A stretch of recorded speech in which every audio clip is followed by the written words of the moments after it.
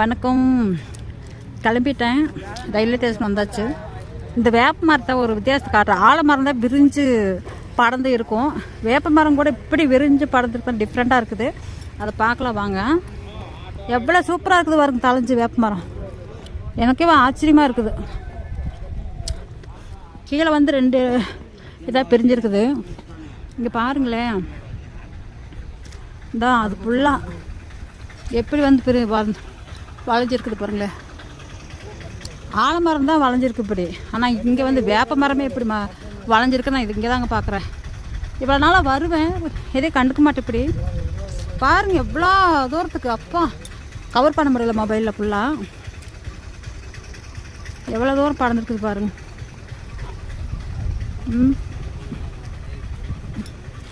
பயங்கரம். ஆலமரம் மாட்டு விரிஞ்சிருக்காங்க பாருங்க, அங்கே வரைக்கும் இருக்குது. Super super. இது சத்யசாய் பாபா பிரசாந்தி நிலையம். இது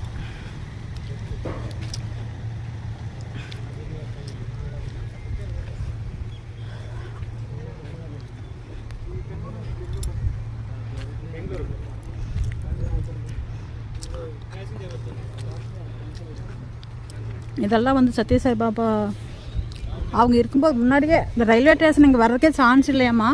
ஆனால் அவங்க போட்டு அவங்க இதனால் வந்திருக்குது. எல்லாம் செலவெல்லாம் சத்யசாய் பாபா ட்ரஸ்ட்லேருந்து போட்டது தான். மக்கள் நிறையா கொடுத்துருப்பாங்கள்ல, இந்த மாதிரி.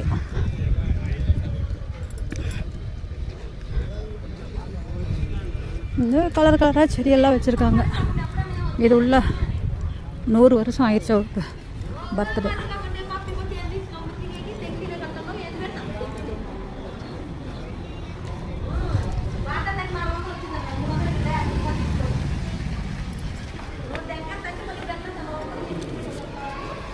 ರೈಲ್ವೆ ಸ್ಟೇಷನ್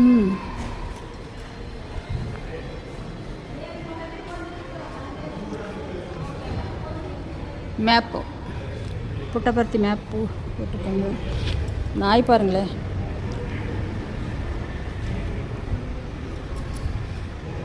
மேலே ரூமெல்லாம் இருக்கும்.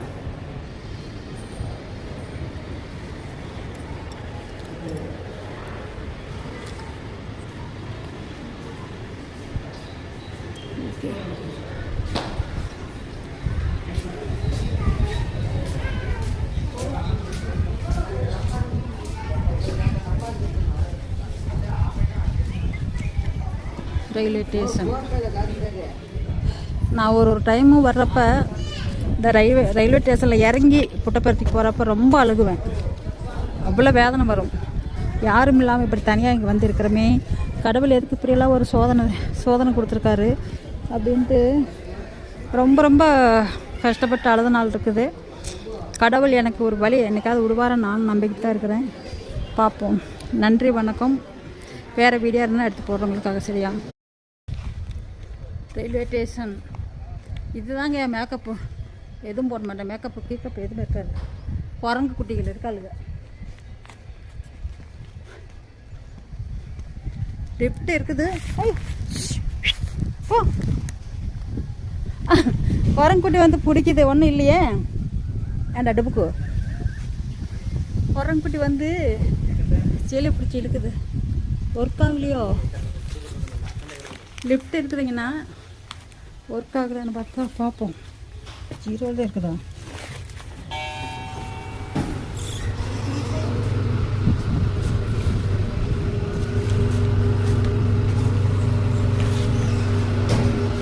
லிஃப்ட் இருக்குங்க. முடியெல்லாம் பார்த்து காத்துக்கு லிஃப்ட் இருக்கும். சத்யசாய் பாபா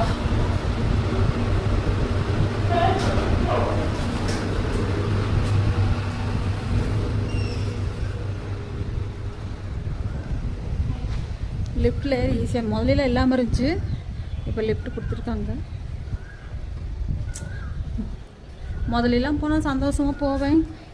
இப்போ அம்மா இல்லாதனால சந்தோஷம் இல்லை. திரும்பி அம்மா கிட்ட போயிட்டு 1 மாதம் அப்படி இருப்பேன். 20 நாள் 1 மாதம்